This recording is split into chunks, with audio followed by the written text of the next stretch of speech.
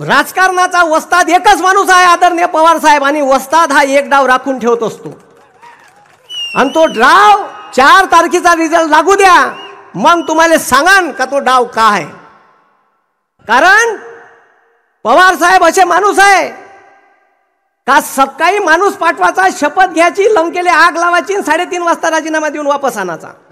हे एकच माणूस करू शकते.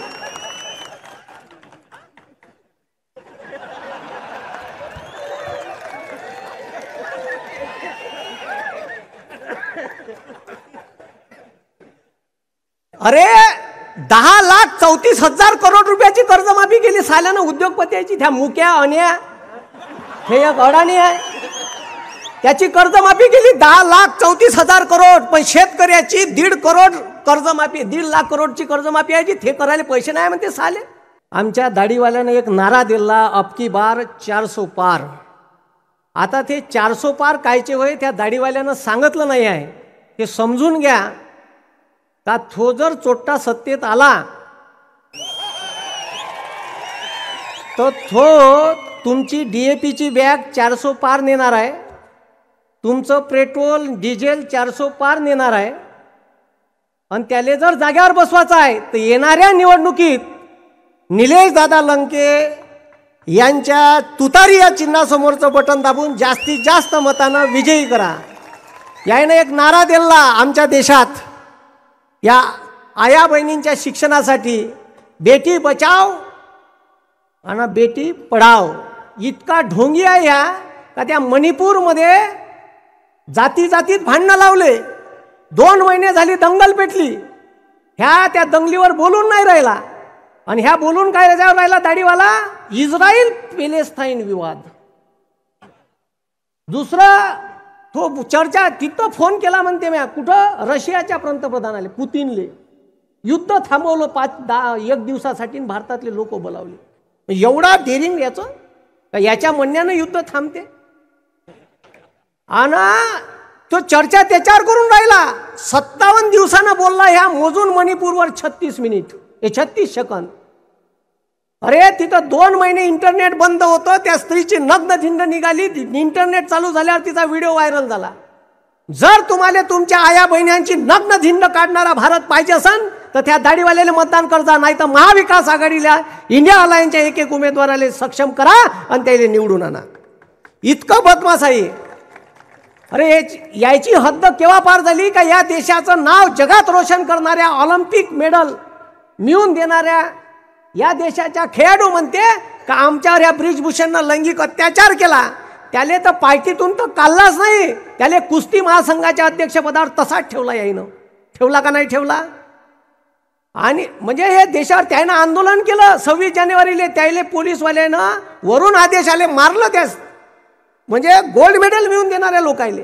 त्यानं जेव्हा अर्जुन पुरस्कार वापस केला तेव्हा सरकारले जाग आली आणि त्याला पदावरून काढलं. आणि बरं निवडून कोणाला दिलं, त्याच्या सोबत्याला दिलं कुस्ती महासंघाच्या अध्यक्षपदी. इतके बदमाश आहे. आणि आता त्याच्या पोराले खासदारकीची सीट दिली. अरे शेतकऱ्याची तूर 12,000 गेली तर यानं इजी तोरून अकातल्यासारखी तुरीची दाय बोलावली. त्याला माप नाही, दंड नाही. शेतकऱ्याचा विचार करते का हे पहा तुम्ही. आणि ते तुरीची दाय खपली नाही. तुरीचे भाव 4,000वर आले तर ते कंट्रोलले भोगदाड पडलेली घुबड्यानं टोचलेली दाय साल्यानं कंट्रोलले इकली 32 रुपये किलोनं. इकली का नाही इकली, इकली का नाही इकली. 2021 कास्तकाराचं सोयाबीन गेलं होतं 11-12 हजाराले. डिसेंबर महिन्यापासून सोयाबीन वाढून राहिलं होतं. ऐन ऑगस्ट महिन्यात त्या अमेरिकेतून 12 लाख टन सोयाबीनची DOC ढेप बोलावली. आणि त्या सोयाबीनचे भाव पाडले.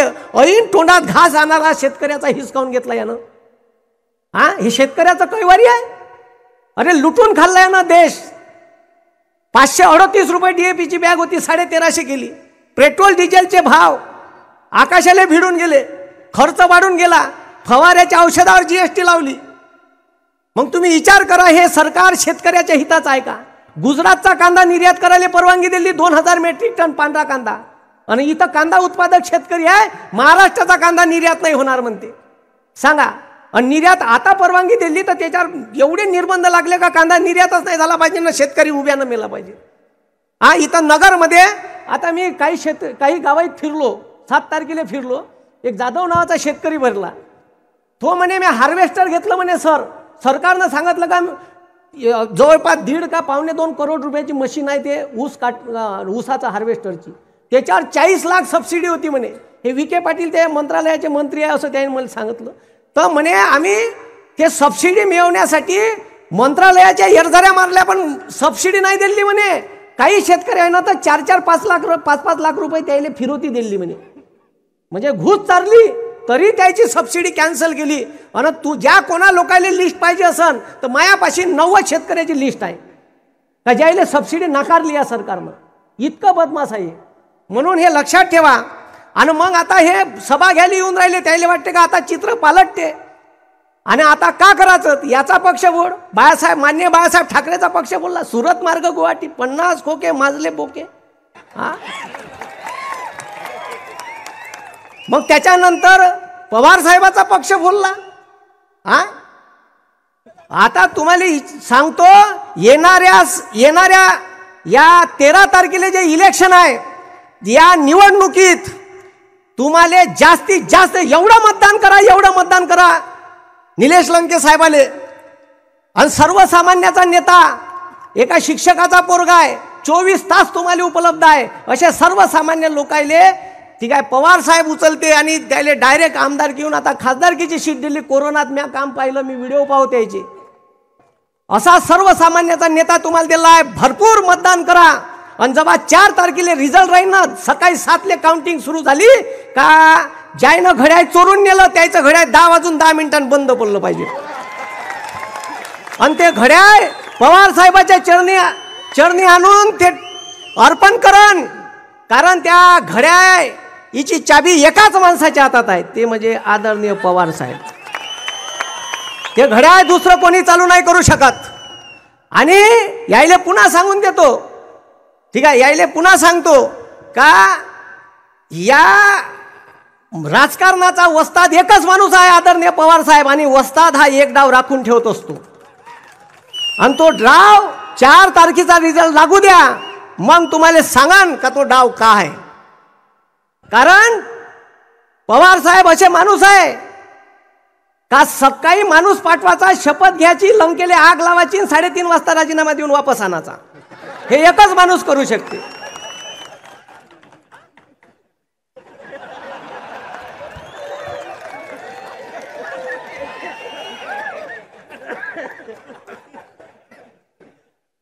अरे 10,34,000 करोड रुपयाची कर्जमाफी केली साल्यानं उद्योगपतीची. त्या मुक्या अन्या हे एक अडाणी आहे त्याची कर्जमाफी केली 10,34,000 करोड. पण शेतकऱ्याची 1.5 करोड कर्जमाफी 1.5 लाख करोडची कर्जमाफी आहे जी ते करायला पैसे नाही म्हणते साले. पण भारताचे कृषी मंत्री होते पवार साहेब. तेव्हा भारताचे पंतप्रधान होते 2009 मनमोहन सिंग. त्यांना 72,000 करोड रुपयाची कर्जमाफी केली.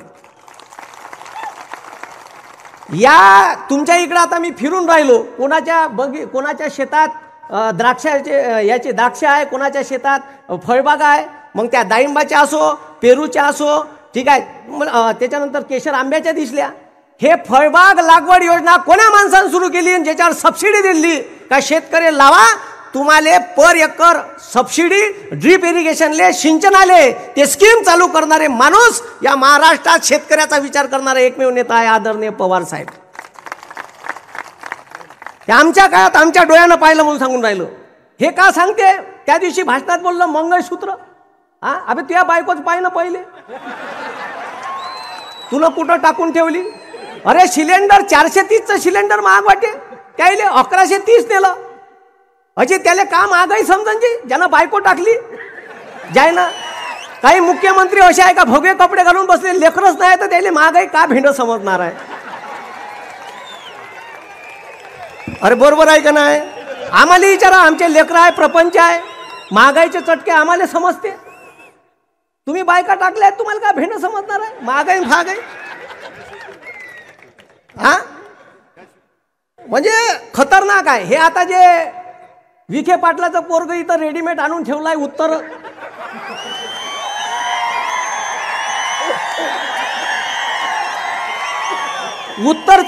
उत्तरचं कॅलेंडर दक्षिणेत आणलं. 2026 लोकसभेची डेडलाईन डिलिमिटेशन म्हणजे मतदारसंघ पुनर्रचनाची संपणार आहे आणि भारत सरकार एक कमिशन नेमन आणि मतदारसंघाच्या सगळ्या बॉर्डर चेंज होईल. तेव्हा ह्या का करण, ह्या जर तुम्ही निवडून दिला हे इथची डेव्हलपमेंट नाही करणार, तो तिथची करण.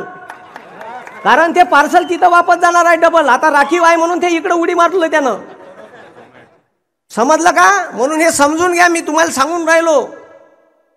म्हणून येणाऱ्या निवडणुकीत ठीक आहे. आणि एक साहेब एक सायन्समध्ये एक कॉन्सेप्ट आहे, त्याला इन्फ्लुएन्स मॅग्नेटिझम म्हणते. मग आता हे पक्ष फोडाफाडी केली. आता अजित पवार साहेबाला असं वाटून राहिलं असन का आपणच शरद पवार आहे का का का तर ते इन्फ्लुएन्स मॅग्नेटिझम म्हणजे जर तुम्ही मॅग्नेट घेतलं लोहचुंबक तर त्याला जर टाचण्या लावल्या तर पहिली टाचणी चिपकते, दुसरी टाचणी म्हणजे एकाला एक टाचण्या चिपकते. तर त्याला असं वाटून राहिलं का पवार साहेबाच्या सानिध्यात आहे का मीच मॅग्नेट झालो का का का तर त्या ज्या टाचण्या चिपकते त्याच्यातला एक भाग ते घड्याळ चोरून नेणारे आहे. म्हणजे तुम्हाला समजून घ्या कन्सेप्ट काय आहे. तर राजकारणात अजित पवार साहेबांचा आणलं कोण तर पवार साहेबांचा ठीक आहे करंगई धरून येणारे हे माणसं आहे. यायले महाराष्ट्रात आमदार केले, खासदार केले, असे लय लोक म्हणजे लहान लहान लोक पवार साहेबांवर टीका करून राहिले. तुमची अवकात नाही आहे सालेव. अरे त्या माणसाचं किती मोठं योगदान आहे आणि तुम्ही का बोलून राहिले. म्हणून हे जे सरकार आहे या सरकारनं शेतकऱ्याचा विचार नाही केला. एक अग्निवीर सारखी स्कीम आणली. अरे तलाठीची भरती होती 1000 रुपये फी. अबे कलेक्टर 100 रुपयात होते भारतात, तुम्ही तलाठी बनवायची फी 1000 रुपये आकारून राहिले. आम्ही सांगून सांगून पिसाळून गेलो यायले.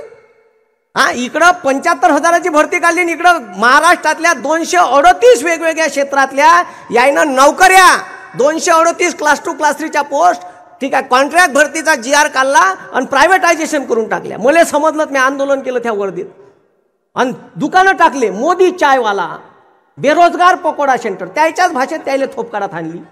8 दिवसात GR साल्यानं मग मागं घेतला. अशा आगुटत नाही. म्हणून माय म्हणणं एवढंच आहे,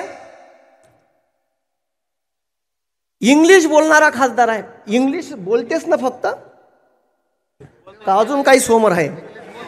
यायनं दिलं मला इंग्लिश बोलणारा खासदार आहे. मी म्हणलं बरं झालं, पेनार गिनार आहे का नाही तर ठीक आहे म्हणून बोलणाराच आहे का असं विचारलं.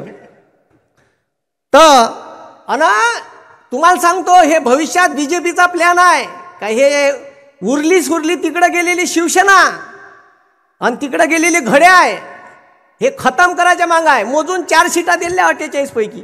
किती सीटा आणि अशा दिल्या का ज्या निवडून नाही येत. मग तुम्ही विचार करा आता. म्हणून येणाऱ्या निवडणुकीत आपल्याला हे समजून घ्या का आपल्याला इंडिया अलायन्सचा एक उमेदवार वाढवायचा आहे आणि 273चा संसदेचा सरकार स्थापन करण्याचा आकडा आपल्याला जादुई आकडा पार करायचा आहे. आणि तो आकडा पार करायची जबाबदारी तुमची आहे. या 84 वर्षाचा तरुण योद्धा तुमच्यासाठी या देशाचं संविधान वाचलं पाहिजे. या देशातला शेतकरी बेरोजगार युवक वाचला पाहिजे, त्याचं भवितव्य घडलं पाहिजे. म्हणून या वयात रोजच्या 3 सभा मी सोबत आहे. आज पवार साहेबाच्या 3 सभा आज आहे. त्या दिवशी बारामतीची 3री सभा होती. ऊन 43 डिग्री सेल्सिअस. आमच्या वर्धेत इलेक्शन झालं 43 डिग्री सेल्सिअस होतं. 2.5 तास पवार साहेब त्या गाडीवर मिरवणुकीत फिरले. मला कमाल वाटली. त्या फडक्यावर आपल्या टावेलवर थंड पाणी ओतत जाईन, पुसत जाय चेहरा. तुम्ही विचार करा, जर 84 वर्षाचा तरुण योद्धा आपल्यासाठी एवढं करू शकते, आपण फक्त बटन दाबायची आहे की बरोबर. एवढी बटन तुम्ही येणाऱ्या 13 तारखेला दाबा आणि 4 तारखेचा रिझल्ट आपल्या बाजून लाईन. म्हणून येणाऱ्या निवडणुकीत निलेश लंके साहेब इथून खासदार म्हणून गेले पाहिजे. जनसामान्याचं नेतृत्व गेलं पाहिजे. मला इथे बोलण्यासाठी वेळ दिला त्याच्याबद्दल आयोजकांचे आभार मानतो. आणि सगळ्यांनी हात वर करा, निवडून द्यायचं का. शाबाश. जय हिंद, जय महाराष्ट्र. धन्यवाद. ABP माझा, उघडा डोळे बघा नीट.